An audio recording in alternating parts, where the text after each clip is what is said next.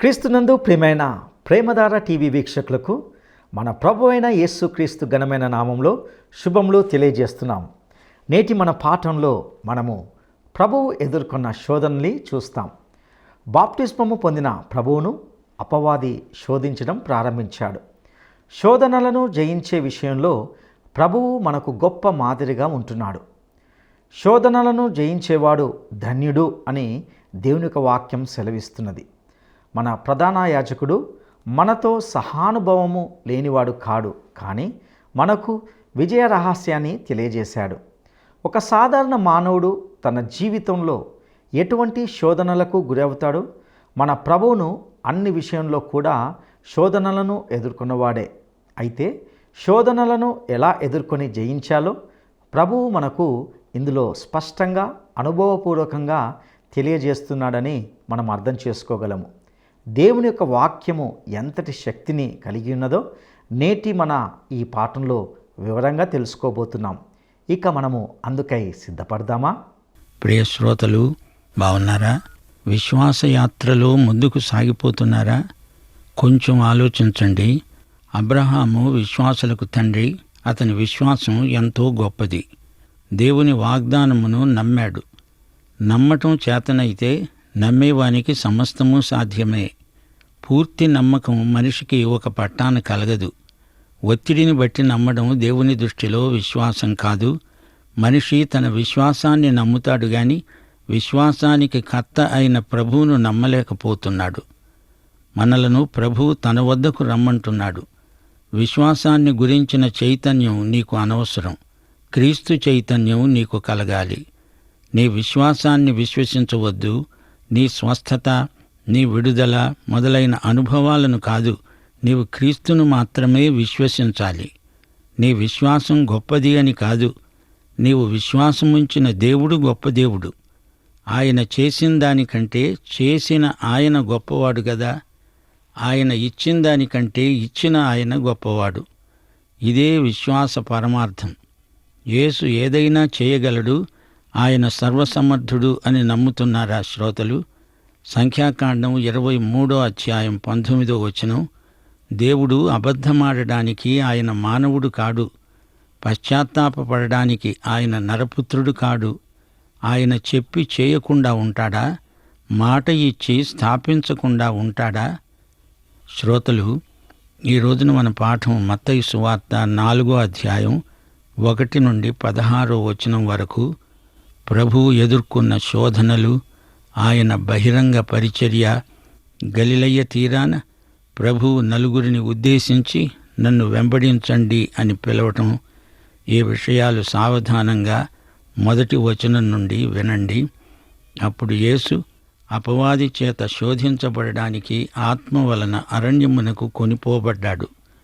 తన బహిరంగ సేవ ప్రారంభించడానికి ముందు యేసు బాప్తిస్మము తీసుకున్నాడు. నీతిని నెరవేర్చాడు. తండ్రి, పరిశుద్ధాత్మ, కుమారుని బాప్తిస్మాన్ని తిలకించారు, ఎంతో ఆనందించారు. ఇప్పుడు యేసు ప్రభు 3 శోధనలను ఎదుర్కోబోతున్నాడు. శోధన అంటే పరీక్ష. బాప్తిస్మం పొందగానే శోధన. ఇది సైతానుతో యుద్ధం. అది బాప్తిస్మ నీతి. ఇక్కడ యుద్ధనీతిని ప్రభువు నెరవేర్చబోతున్నాడు. పాత నిబంధనలోని ఏలియాను చూడండి. కర్మెలు పర్వతముపై ఘన విజయం సాధించి ఎంతో ఉల్లాసంగా ఉన్నప్పుడు యెజెబెలు ఏలియాను చంపాలని చూచింది. ఏలియా ఈ వార్త విని ఎంతో భయపడ్డాడు, నిరుత్సాహపడ్డాడు. అదొక శోధన. శోధన పరీక్షలో గెలవడం, శోధన పోరాటంలో విజయం మనకు ధైర్యాన్ని, నిరీక్షణను, ఉత్సాహాన్ని కలిగిస్తాయి. శోధన పాపం కాదు. శోధనకు లొంగటం, ఓడిపోవడం పాపమవుతుంది. యాకోబు పత్రిక 1:12-14 శోధన సహించేవాడు ధన్యుడు. అతడు శోధనకు నిలిచినవాడై ప్రభువు తనను ప్రేమించే వారికి వాగ్దానము చేసిన జీవకిరీటము పొందుతాడు. దేవుడు కీడు విషయమై శోధింపబడనేరడు. ఆయన ఎవరినీ శోధించడు. గనుక ఎవడైనా శోధించబడినప్పుడు తన స్వకీయమైన దురాశ చేత ఈడోబడి మరులుగొల్పబడిన వాడై శోధించబడతాడు. సైతాను శోధించి మనల్ని పడగొట్టాలని చూస్తాడు. శోధనలో జయించిన వానికి జీవకిరీటం దొరుకుతుంది. శోధనలోని ప్రమాదాన్ని గుర్తించారా? లోకమును జయించే విజయం మన విశ్వాసమే. యేసు ప్రభువు శోధనలను జయించినవాడై విశ్వాసులకు మాదిరి వరవడి ఏర్పరిచాడు.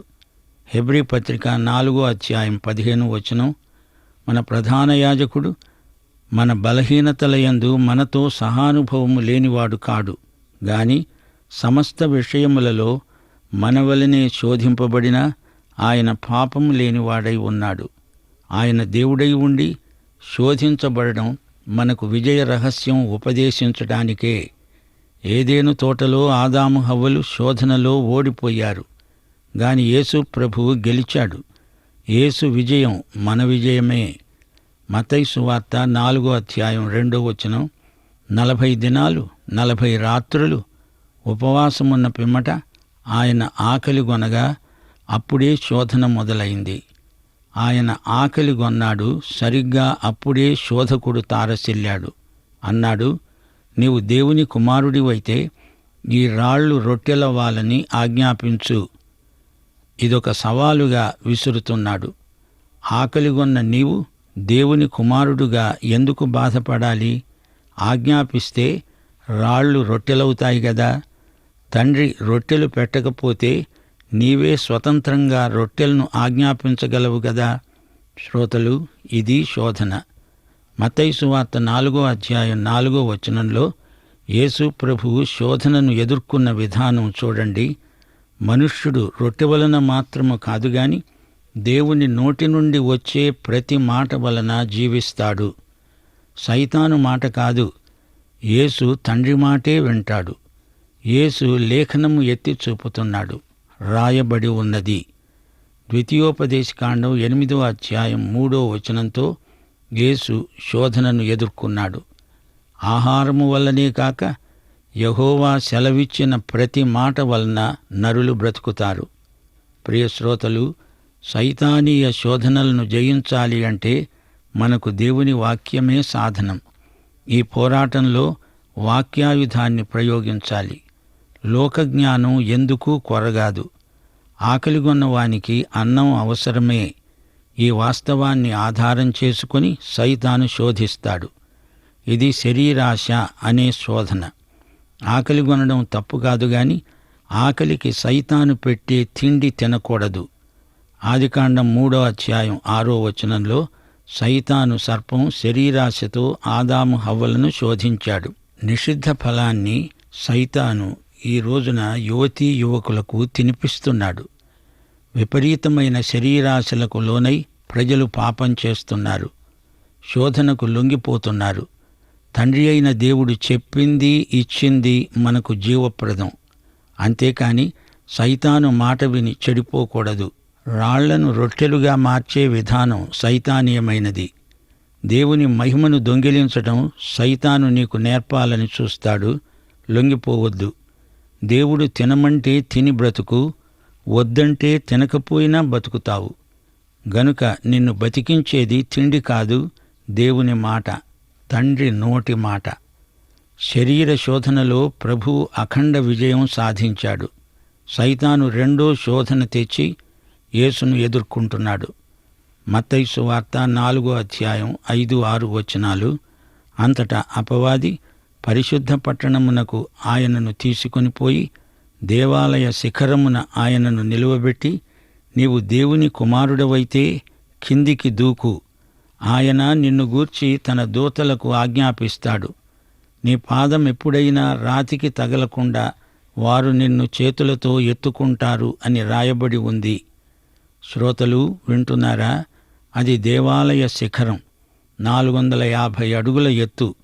అక్కడి నుంచి ఎవరైనా కింద పడితే కింద దేవాలయ ప్రాంగణంలోని జనసమూహం మధ్యలో పడతాడు. యేసు ప్రభు అలా జనం మధ్య పడ్డాడు అంటే అది ఆయనకు అవమానం. దేవాలయ శిఖరాగ్రం నుంచి దూకు, నీకేమీ ప్రమాదం ఉండదు అంటూ సైతాను దేవుని వాక్యాన్ని ఏకరువు-పెడుతున్నాడు. 91 కీర్తన 11-12 సైతాను ఉటంకిస్తున్నాడు. వాక్యాన్ని కొంచెం మార్చి దానికి మరికొంచెమేదో చేర్చి వాక్యానికి వక్రభాష్యం చెబుతాడు సైతాను. నీ మార్గములన్నిటిలో నిన్ను కాపాడడానికి ఆయన నిన్ను గూర్చి తన దూతలకు ఆజ్ఞాపిస్తాడు. సైతాను నీ మార్గములన్నిటిలో నిన్ను కాపాడడానికి అనే మాటలను కత్తిరించి వేశాడు. ఇది నిజమా? దేవుడిలా చెప్పాడా అంటూ దేవుణ్ణి గురించి ఆదాము హవ్వలకు సైతాను పెద్ద అబద్ధమే చెప్పాడు. దేవుడు చెప్పందే శిఖరం మీద నుంచి ఎందుకు దూకాలి? దేవుని మార్గములో నడిస్తేనే దేవుని కాపుదల, లేకపోతే నాశనం. ఈ ఆంతర్యాన్ని కప్పిపుచ్చుతూ సైతాను చెప్పిన మాటల్లో ఎంతో మోసముంది. జనాకర్షణకు చౌకబారు పద్ధతులను వాడడం సైతాను శోధనకు లొంగడమే. ప్రభు సైతాను దుర్బోధను ఖండిస్తూ వాక్యంలో నుంచే మాట్లాడాడు. మత్తయి సువార్త 4:7 ప్రభువైన నీ దేవుణ్ణి నీవు శోధించకూడదు అని రాయబడి ఉంది. ద్వితీయోపదేశకాండం 6:16 సైతాను యేసుతో అంటున్నదేమిటి? చౌకబారు అద్భుతాలు చేసి జనాన్ని రాబట్టు, గొప్ప మతనాయకుడివై పేరు ప్రఖ్యాతులు గడించు, శిలువ చావు నీకు వద్దు అనే దుర్బోధ సైతాను ప్రసంగ ధోరణి. శిలువలేని సేవ విలువలేనిది. దేవుని రాజ్యాన్ని శిలువ లేకుండా కట్టలేము. యేసును శిలువ మార్గం నుంచి తప్పించడానికి సైతాను చేసే విఫల ప్రయత్నాన్ని గుర్తించండి. శిలువ దాకా వెళ్లకుండా యేసును బాల్యంలోనే హతమార్చడానికి సైతాను హెరోదును వాడుకుందామనుకున్నాడు. కాని అది హెరోదుకే బెడిసి కొట్టింది. దేవాలయ శిఖరం మీద నుంచి దూకి చావడం సైతాను పన్నాగం. దూతలను పంపకపోతాడా అనేది దేవుణ్ణి శోధించినట్లవుతుంది. ఇక మూడో శోధన మానసికం. మొదటి శోధన శారీరకమైతే రెండో శోధన ఆధ్యాత్మికం, మూడోది మానసికం. మత్తయి సువార్త 4:8-9 మరల అపవాది మిగుల ఎత్తైన ఒక కొండమీదికి ఆయనను తోడుకొని పోయి ఈ లోకరాజ్యములన్నిటినీ వాటి మహిమను ఆయనకు చూపి అన్నాడు, నీవు సాగిలపడి నాకు నమస్కారము చేసిన ఎడల వీటినన్నిటినీ నీకిస్తాను. శ్రోతలు గమనించండి, యేసు ప్రభువు ఈ లోకానికి వచ్చింది దేవుని రాజ్యాన్ని స్థాపించటానికే. లోకరాజ్యాల ఐశ్వర్యం చూపి సైతాను యేసును శోధిస్తున్నాడు. లోకరాజ్యాలు వాటి ఐశ్వర్యము నీకు సునాయాసంగా లభించే మార్గం చూపుతాను అంటున్నాడు సైతాను. ఏమీ లేదు, నాకు దండం పెట్టు, నన్ను ఆరాధించు, ఈ లోకరాజ్యాలను నీకిస్తాను, నేను లోకానికి అధిపతిని అంటున్నాడు. సైతాను అధిపతి, లోకాధికారి సైతాను.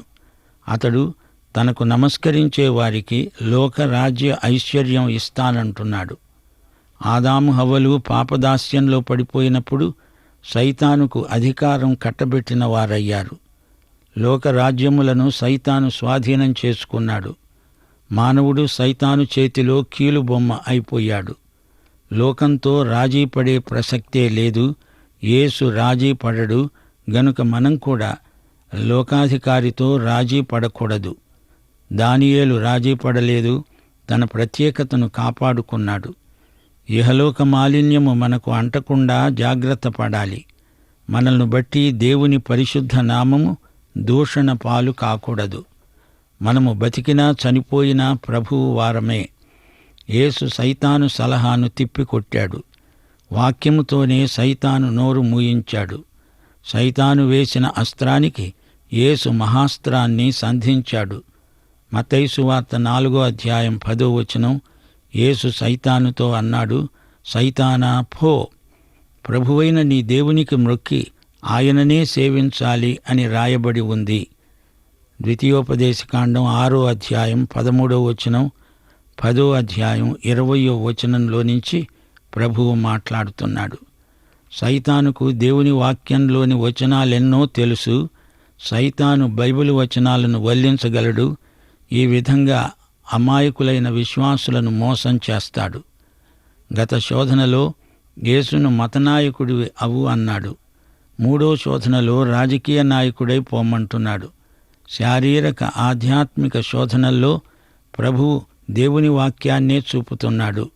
గేయకారుడైన దావీదు 119 కీర్తన 165 వచనంలో అన్నాడు, నీ ధర్మశాస్త్రమును ప్రేమించే వారికి ఎంతో నెమ్మది కలదు.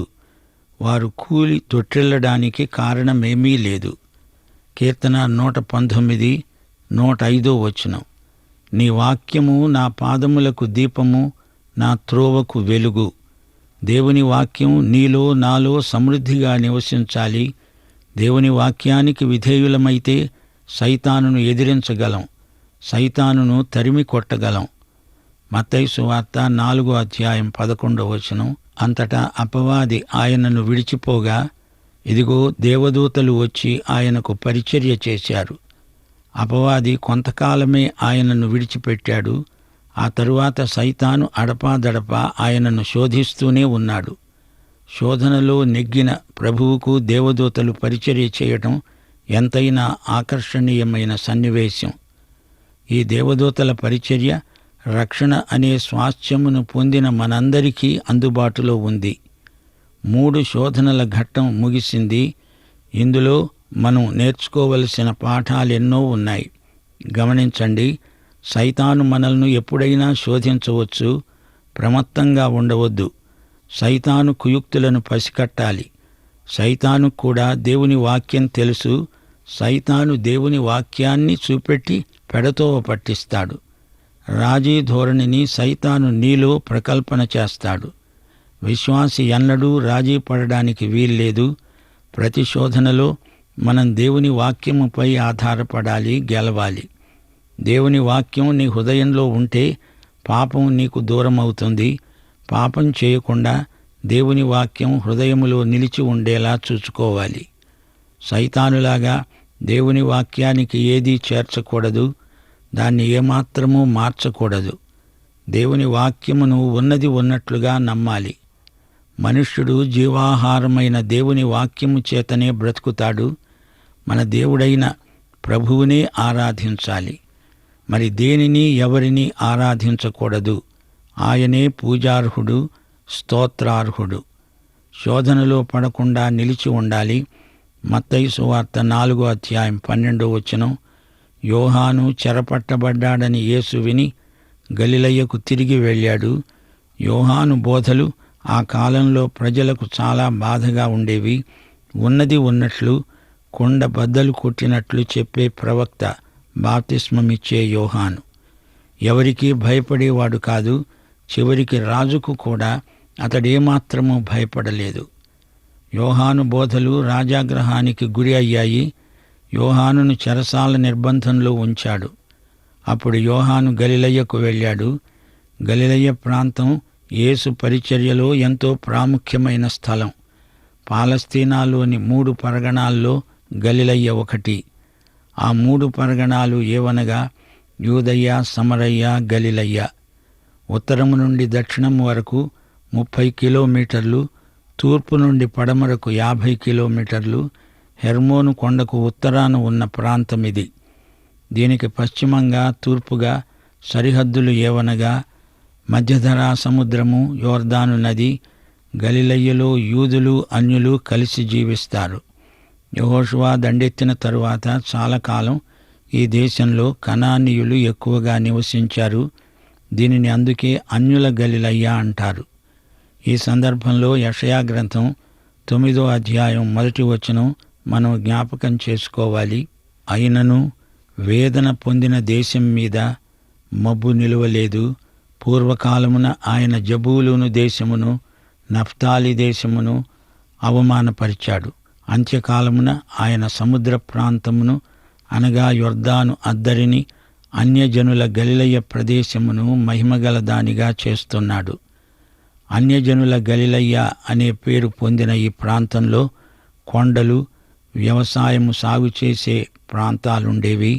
గలిలయ ప్రాంతంలోనే యేసు ప్రభు తన బాల్యాన్ని గడిపాడు. ఒక్క ఇస్కరియోతు యూదా తప్ప మిగిలిన శిష్యులందరూ గలిలయులే. యేసు ప్రభు చేసిన అద్భుతాలు 33లో 25 అద్భుతాలు గలిలయ ప్రాంతంలోనే జరిగాయి. గలిలయలోని కానా అనే ఊరిలో యేసు ప్రభు తన మొదటి అద్భుతం చేశాడు. కపెర్నహూములో గలిలయ పట్టణం, ఇది యేసు ప్రభు సేవా కేంద్రం. ప్రభువు చెప్పిన 32 ఉపమానాలలో 19 ఉపమానాలు గలిలయలోనే ఆయన ప్రబోధించాడు. గలిలయ యేసు ప్రభు సేవా జీవితంలో ఎంతో ప్రాముఖ్యమైన ప్రదేశమని చెప్పవచ్చు. యోసేపు ఇప్పుడు నజరేతును విడిచిపెట్టాడు. నజరేతు యేసు పెరిగిన ఊరు. యోసేపు మరియలు కాపురమున్న ఊరు ఇదే. ఈ ఊరు గలిలయ కింది భాగంలో ఉంది. నజరేతు జబులూను సరిహద్దు ప్రాంతం. నజరేతులో ఆయన బాల్యమంతా గడిచింది. అయినా నజరేతు ప్రజలు ఆయనను అంగీకరించలేదు. ప్రవక్త తన స్వదేశమందు ఘనత పొందడు అన్న లోకోక్తి ప్రకారం ఇది జరిగింది. తన పరిచర్యను కపెర్నహూములో ప్రారంభించేటందుకే యేసు నజరేతులో నివసించాడు. కపెర్నహూము ఒక పట్టణం. అందులో అధిక సంఖ్యాకులు నివాసమున్నారు. చాలామందికి దేవుని వాక్యం చెప్పాలని, వారిని దేవుని వైపునకు మరల్చాలని యేసు ప్రభు తన కేంద్రాన్ని కపెర్నహూముకు మార్చాడు. కపెర్నహూములో యేసు ప్రభు చాలా అద్భుతాలు చేశాడు. గలిలయ సముద్ర తీరానికి కపెర్నహూము చాలా సమీపంగా ఉండేది. మత్తయి సువార్త 4వ అధ్యాయం 13 నుండి 16వ వచనం వరకు. నజరేతును విడిచి జబూలూను, నఫ్తాలి అనే ప్రాంతాలలో సముద్ర తీరమందలి కపెర్నహూమునకు వచ్చి కాపురమున్నాడు. జబూలూను దేశము, నఫ్తాలి దేశము, యొర్దానుకు ఆవలనున్న సముద్ర తీరమున అన్యజనులు నివసించే గలిలయ, చీకటిలో కూర్చుండి ఉన్న ప్రజలు గొప్ప వెలుగు చూచారు. మరణ ప్రదేశములో మరణఛాయలో కూర్చుండి ఉన్న వారికి వెలుగు ఉదయించింది అని యెషయా ద్వారా పలుకబడినది నెరవేరటానికే అది జరిగింది. ఆ ప్రాంతాలలో నివసించే అన్యజనులను వెలిగించటానికే యేసు ప్రభువు వచ్చాడు. ఒక ప్రాంతమని, ఒక దేశమని కాదు. లోకంలోని ప్రజలెందరో మరణఛాయలో, అంధకారంలో జీవించేవారిని యేసు వెలిగించటానికే వచ్చాడు. మన దేశంలో మనల్ని బట్టి, మన జీవితాన్ని బట్టి, మన సాక్ష్యం విని చూచి ప్రజలు దేవుని వైపుకు తిరగాలి. అదే దేవుని చిత్తం. సోదరీ సోదరులారా, గలిలయ అనేది హీబ్రూ పదం. గలీల్ అంటే వర్తులాకారం అని అర్థం. లోకంలోకి రాజమార్గాలన్నీ గలిలయ గుండానే వెడతాయి. యూదయ మారుమూలలో ఉంది. గలిలయ నుంచి లోకంలో నలుమూలలకు మార్గాలేర్పడ్డాయి. గలిలయ అంతర్జాతీయ కేంద్రం. ఆషేరు, నఫ్తాలి, జబులూను గోత్రాలకు వచ్చిన వాటాలు గలిలయలో ఉన్నాయి. యేసు ప్రభు తన సేవా కేంద్రాన్ని కపెర్నహూములో ఏర్పరచుకున్నాడు. తాను యెరూషలేముకు వెళ్ళి సిలువ వేయబడే వరకు అక్కడే ఉండి సేవ చేశాడు. పాత నిబంధన ప్రవచనాల నెరవేర్పు ఇందులో ఉంది. మత్తయి సువార్త 11వ అధ్యాయం 20 నుండి 24వ వచనం వరకు ప్రభువు కపెర్నహూమును గద్దిస్తూ అన్నాడు, కపెర్నహూమా, కపెర్నహూమా, ఆకాశము వరకు హెచ్చింపబడతావా? పాతాళము వరకు దిగిపోతావు, జాగ్రత్త. పాఠం ఇంతటితో సమాప్తం. మన ప్రభు అయిన యేసుక్రీస్తు వారి మహాకృప, తండ్రి అయిన దేవుని అపార ప్రేమ, పరిశుద్ధాత్మ యొక్క అన్యోన్య సహవాసము మనకందరికీ తోడై ఉండునుగాక. ఆమెన్. ప్రియులారా, నేటి ఈ పాఠంలో మనము శోధనకు సంబంధించి ప్రభు అయిన యేసుక్రీస్తు జీవితం నుండి ఎన్నో శ్రేష్టమైన విషయాలను తెలుసుకున్నాం. యేసు శారీరక శోధన, మానసిక శోధన, ఆత్మీయ శోధనలు మూడింటిని జయించాడు. రాళ్లను రొట్టెగా చేసుకోమని, తనను మ్రొక్కుమని సైతాను శోధించాడు. పైనుండి క్రిందికి దూకమన్నాడు. 91వ కీర్తన నుండి కొన్ని మాటలు చెప్పి ప్రభువును ప్రేరేపించడానికి ప్రయత్నిస్తూ ఉన్నాడు. సైతానులాగా ఎవరు దేవుని వాక్యానికి దేనిని చేర్చకూడదు. లోకరాజ్యాలను, వాటి మహిమను ఇస్తానని నమ్మబలుకుతున్నాడు.